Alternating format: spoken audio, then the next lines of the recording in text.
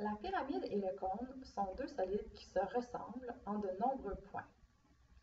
Si on regarde les différences, donc évidemment au niveau de la base, au niveau du cône, on parle d'une base qui a la forme d'un cercle, contrairement à la pyramide qui peut avoir une base carrée ou une autre base.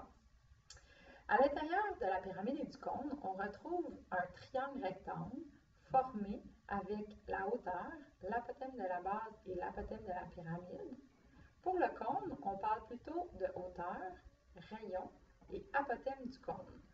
Donc on voit ici la différence, on parle d'apothéme de la base pour la pyramide, du rayon pour le cône.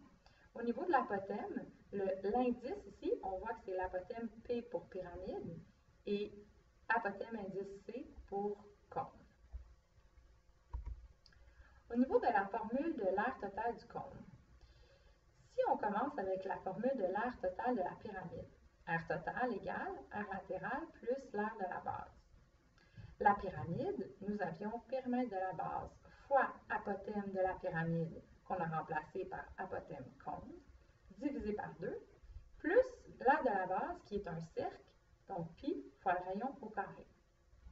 Le périmètre de la base, donc périmètre d'un cercle, on remplace par la formule circonférence d'un cercle, donc 2pi r, fois l'apothéme du cône divisé par 2, plus toujours l'aire de la base.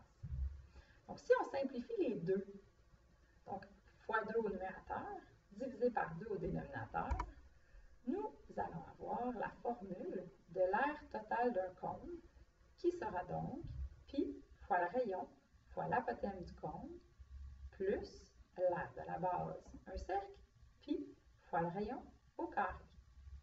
Tu peux maintenant remplir ton cahier de notes de cours.